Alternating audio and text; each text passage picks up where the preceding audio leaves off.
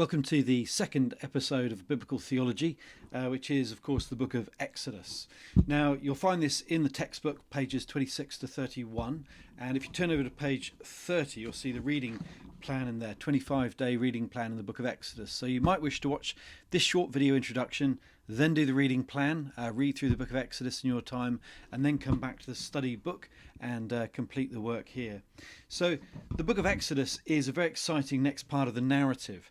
430 years have passed since the time of Joseph, the end of the book of Genesis. And in Hebrew, the book of Exodus begins with the simple word, and. Now, you're often told not to begin a sentence with and. We can, but you're told not to. And the book of Exodus begins with that word. An entire book begins with the word and. That's a reminder that the book of Exodus doesn't stand alone. It's part of this unfolding story. And that's why genealogies and family trees are so important in the Bible. We're always connecting what we're reading to what has gone before. Exodus connects to the events of Genesis. In those 430 years, the people of God have settled in the land of Egypt. They have grown in number. And we read in Exodus chapter 1 and verse 8, then a new king came to power. Joseph didn't mean anything to him. Joseph was now forgotten. He was history. And the people of God living in Egypt were now an oppressed slave group of people. They were not liked, they were not trusted by the Egyptians. They were considered refugees, immigrants, a fifth column. And so it is that the Pharaoh would now begin a program of persecution of the Jewish people.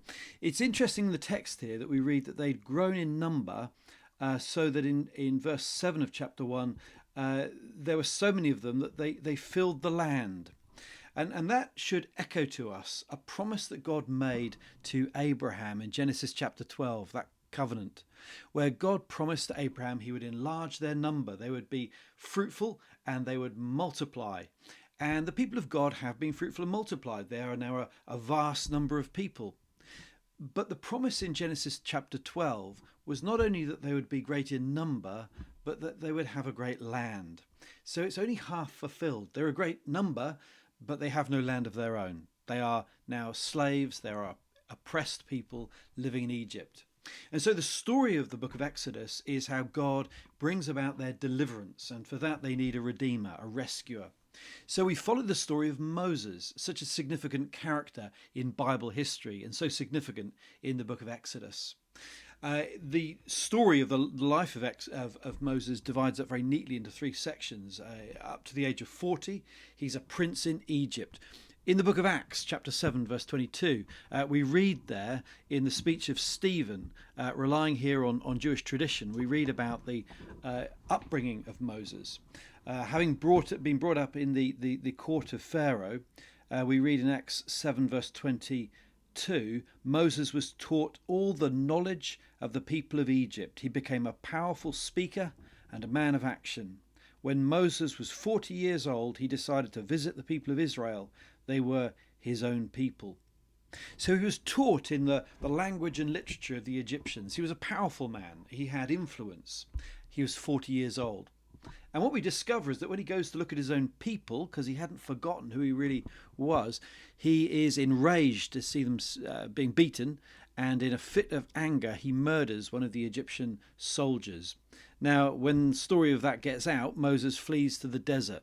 So if the first stage of his life is a prince in Egypt, the second stage for 40 years will be living as a shepherd in the land of Midian, in obscurity. And therefore, in Exodus chapter 3, when we come to the revelation that God brings about of himself through the burning bush to Moses, Moses is now an 80-year-old.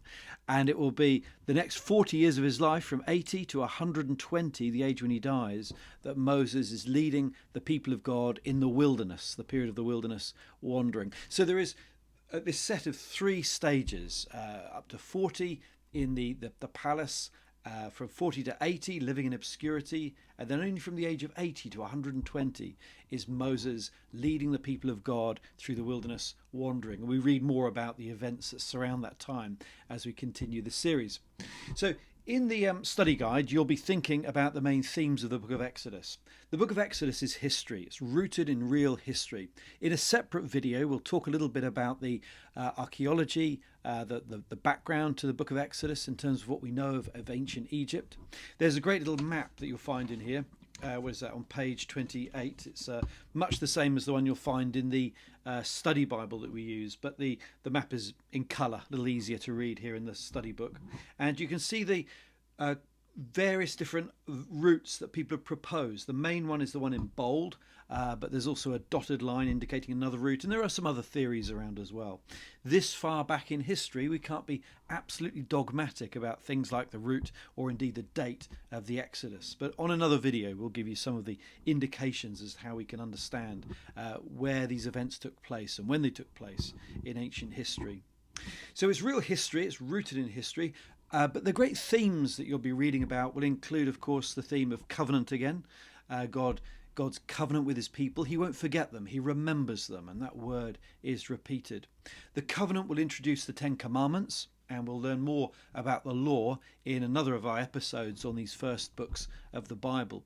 But the law is given so the people of God can know what it is to look like the people of God, to look like the God that they are following. And the great theme of redemption holds the book of Exodus together. He's taken them out of Egypt through great signs and wonders, powerful miracles. And at the heart of those are the events surrounding the Passover, when God, who would have brought judgment upon all the firstborn in the land, protects those who are his through the covering of a sacrificial lamb. Now that sacrificial lamb with the blood daubed on the doorframe meant that the angel would pass over those homes, protecting those firstborn, and there we get our language of Passover from. And so Passover will be repeated as an annual event among the people of Israel as a constant reminder, a memorial of what God did in those great events.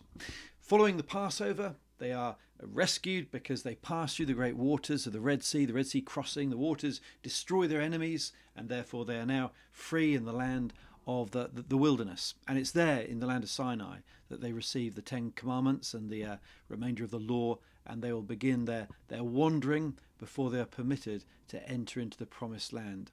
So that will be our great theme, and the theme of redemption, the theme of God remembering his people, and the historical background to this book are important to bear in mind as we read the book of Exodus through. So I hope you really enjoy your time in the book of Exodus, and we'll see you in the third episode when you've completed your reading and your study in this book.